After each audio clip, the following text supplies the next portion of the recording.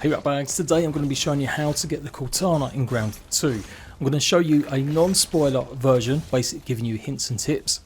And then I'm actually going to show off the final dungeon endgame boss at the moment in early access. But of course you don't have to watch that if you really want to avoid spoilers.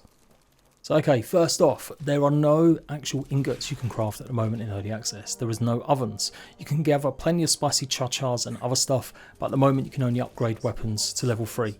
That said, there's a couple secret chests that have a few ingots in them. You can make some of the ice sickles that you might have found. And the other secret chest has got 2 spicy ingots in it, pretty much just here. You will need a tier 2 shovel to go ahead and dig them up, and it's right in the root of this tree. I did go into photo mode so I could show it off in the daytime a little bit more. So you can see you've got 2 big trees in the actual pine area. You want to go to the one all the way over to the left hand side, nearest to the hedge. And some mushrooms there and the big rock obviously as well. You'll notice some pop caps nearby as well, indicating where to go. And if you look down this actual branch here with the pop caps, you may notice a blue glint. Shout out to IMK that gave me the heads up on this location. So dig for the buried treasure and you get this unique chest. But you can only open it with a spicy key.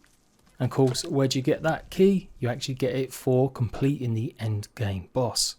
So once you've got some Evercoal charcoal chunks, 5 of them, 4 wolf spider chunks and 2 of the ingots, you can go ahead and craft the Coaltana. And it's pretty OP, given that so many spiders are weak against spicy. It's powerful as well enough against bigger creatures, although some creatures like scorpions are still better off using smashing damage against. But nevertheless, it's a pretty powerful weapon, and of course so many OG grounded players want it. So I've cut out the boss fight for this little segment, but basically once you're done, you'll find the charred recipe inside the next room after defeating the boss.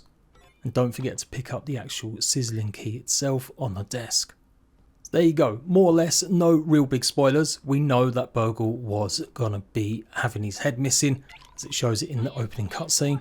I'm not revealing anything about the final boss fight, but in 10 seconds I'm about to tell you guys how to face against it. So thanks for watching, leave a like if you don't want to watch any more, and I'll see you Ratbags more guides showing all sorts of stuff in the future.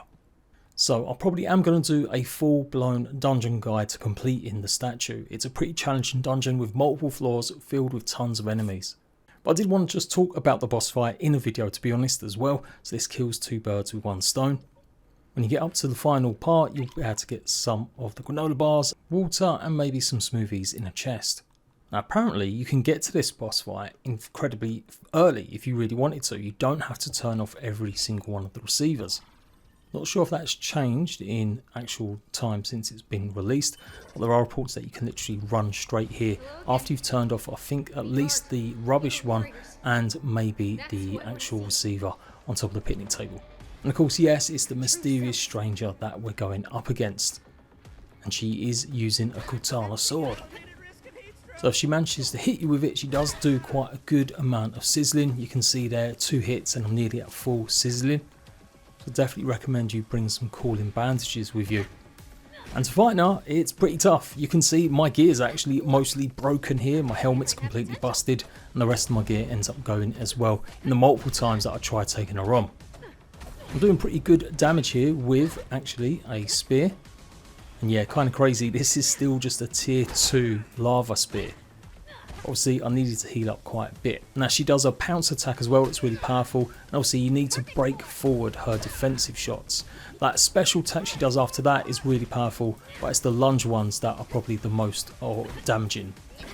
She has got resistances against venom as well as obviously spicy, and she is weak to fresh. So you may want to try and get the ice sickles and give them a go. I would recommend you bring some sort of ranged item with you as well though, because at a certain stage she's going to be doing these big powerful AoE effects and it's really hard to dodge out of the way of them. I'm not really doing too much damage at all with this, especially since she's guarding my shots from my ice stave. But it's better than using a bow, since obviously you've got to aim a lot more. At least with the ice stave you can aim kind of a little bit funky.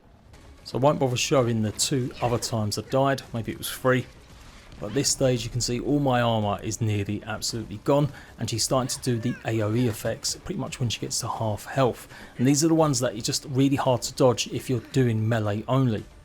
So I'm going to work on this. I'm sure there's still obviously better strategies, but given also you can't replay this fight, it does make it hard to make the perfect guide on how to defeat it sometimes. So we'll try it and just keep reloading and save and see if I could do it. But that's the effect there. She does a big jump and then it releases a bunch of spicy damage. If you're caught in that, it can literally take away almost all of your health. And by this stage, I'd only managed to get about half of the milk motor upgrades. But when I say I don't even think my armor was fully upgraded either. I was using the cockroach armor set mostly. And then with about 30% of her health left, she switches over and you have to face off against Bandit. And this is even more deadly.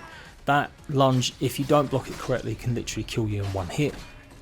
And then it's all just about trying to survive and get some hits in. Obviously the wolf spiders do have a new attack where they kind of basically lunge at you and draw you in with their fangs. So obviously you may need the Mithridism, level that up a bit more by taking on lots of scorpions and wolf spiders.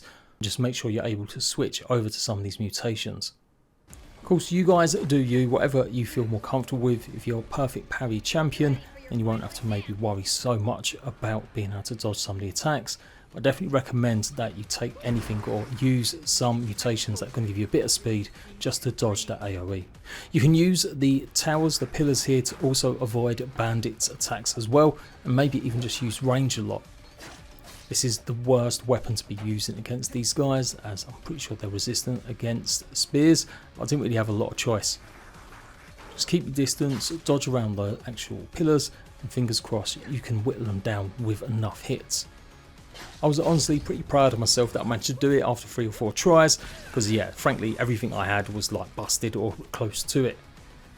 I've got to talk about who the mysterious stranger is. I know pretty much everyone now assumes it is the 15, and I was like, that would be a bad story idea if it was, since we only ever really had the canon reference as the cutout. Other than obviously the Juices note that they added in the original game, but that was 18 months after it came out. I don't know if anyone's been paying attention on the actual scientists. When you are leaving the onboarding center, you do get to see a picture of someone called Subject 555, and it's clearly obviously the same mysterious stranger that we're up against here. I'll show that picture in a second. Obviously her armor looks absolutely badass. We're guessing the Axle update, when it adds the tarantula, that might be part of its unlock, but for now at least you do get the actual Cortana. One also good thing to note though, you do get 10 Orc receivers, so you can make lots of bombs and stuff.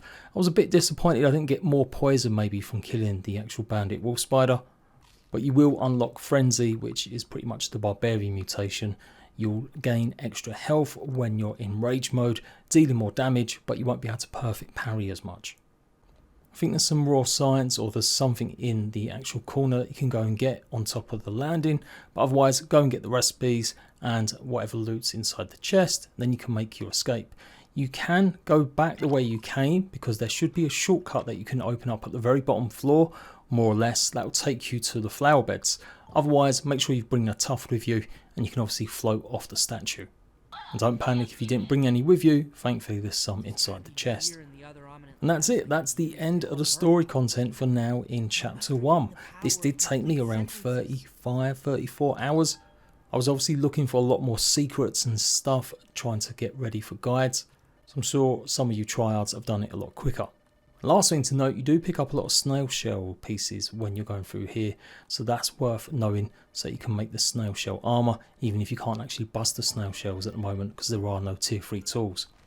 So it's this picture, employee of the month, employee 555. We know the character is called V, subject V. Now V could mean 5, and that does align with the 15 kind of theory. Bearing in mind she's meant to be like 42 years old here or something along them lines. So she may be just masquerading as a nominal employee, but in fact she is maybe a lot younger. And please people, don't dispute this. Look at the purple. It's the only picture of them that you see in the onboarding process as well. That's the only one that's alive. In fact, they're called Subject 5 or Employee 555. It's definitely that person. We just need to clarify whether it's the teen that was in the backyard with us or someone else, maybe Schmechter's daughter. And yeah, just to show you, it might be worth going down first instead of jumping off the statue so you can unlock the shortcut. So you're looking for the first floor, so going up from B1 or down from taking on the boss. And then turn immediately right in this area and go through this doorway, and this is the one that will take to the shortcut. I'm pretty sure it doesn't work until you defeat the boss, but I could be wrong on that. Maybe I didn't try it because I thought it would just take me back down. And then you can press the scanner here and it'll open up the door and you'll be at the checkpoint lab inside the hedge, and it's pretty easy to go just down the route and back out onto that big flower bed in front of the hedge. And the last thing, if you go into the flower bed just before you go into the hedge up to the statue, you may have noticed this tunnel. Well, this door was shut before, or you couldn't use the PTS, can't remember which one, but you can see it does take you down to a further area. There's a ton of heals here, bandages, granola bars, water. You can also save this as a rest point too. This place definitely wasn't open the first time that I came here, so I'm presuming, like I said, it only opens once you either get into the statue or defeat the boss. And if you follow the little tunnels around, there'll be another scanner, and this opens up that door that you couldn't get into from the pipe that you eventually get into this hedge. It was really puzzling me how to get into this because I saw the door locked and I couldn't find any entrance in the flower beds above. Obviously go and get this gold milk molar as well. But again, it just opens up another quick shortcut, so you can always get to them flower beds if you want to go and hunt down some different orc creatures maybe, or get some resources up there. And there we go. Let me know your theory about the mysterious stranger. Have you managed to find some of these unlocks after defeating it? And have you got yourself now the Cortana? Until next time, Ratbags, I'll catch you for more guides. Laters.